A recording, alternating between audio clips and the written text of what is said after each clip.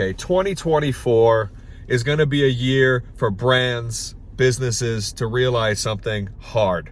Their customers come first, not their profits. If they put their profits over customers, they will see the hit in their profits. It's just going to happen.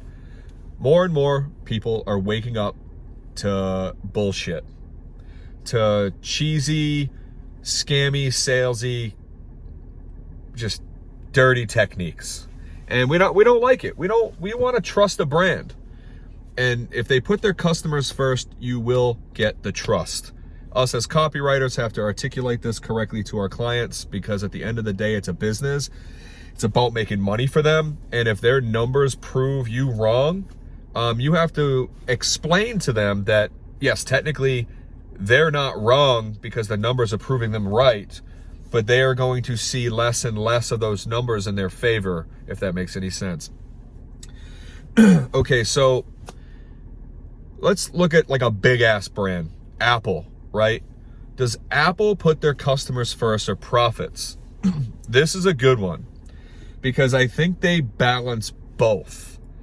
They obviously put their profits high up there, which any company does. That's the thing. When I say this, I don't mean you put the profits to the back burner. No, they're just right behind putting your customers first.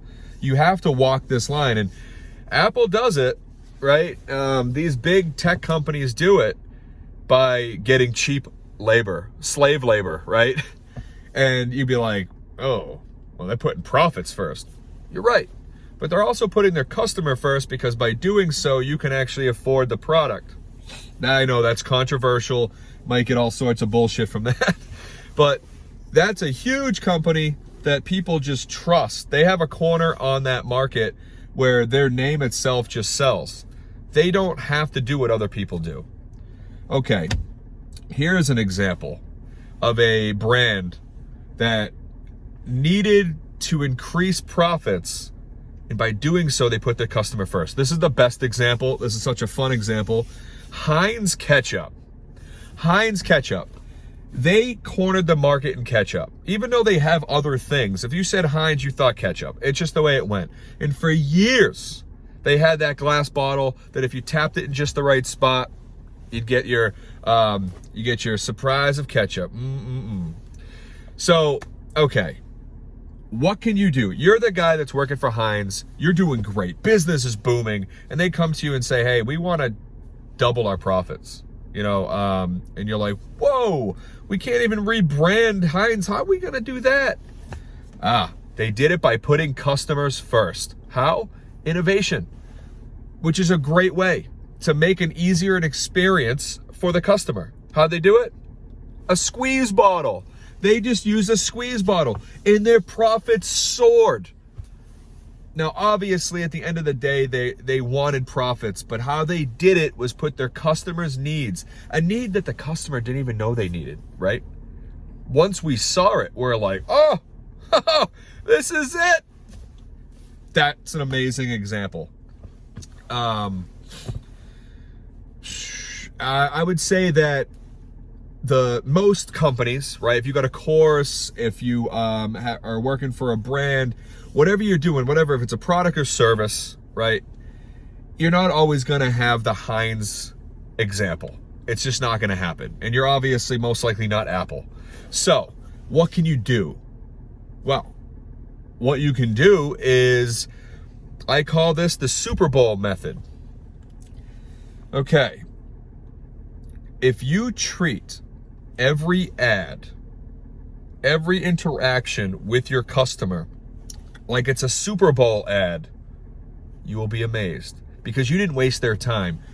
You entertained them because you put the time and creativity in. Now somebody would say, oh, Super Bowl ads are fucking expensive, man. You can't afford that. No.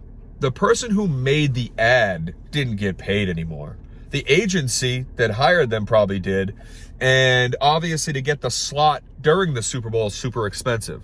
That doesn't mean making the video is expensive. It was no different than any other. It just, they were put on, basically the person who made those ads, the people, the group, right, the team, their payment on like their bonus on top of what they normally get paid is the fact that their name is attached to that Super Bowl ad. And if it did well, holy shit, right?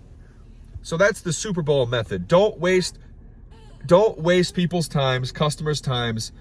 You want to show value right up front, entertain them, tons of value, and you know, they want to walk away and say, yeah, that was a great experience. That was a great interaction for 30 seconds to a minute to 3 minutes, whatever it is.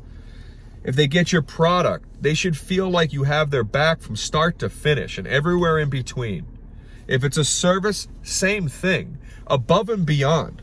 You might have to do a lot of work ahead of time, and it might be a lot of money up front.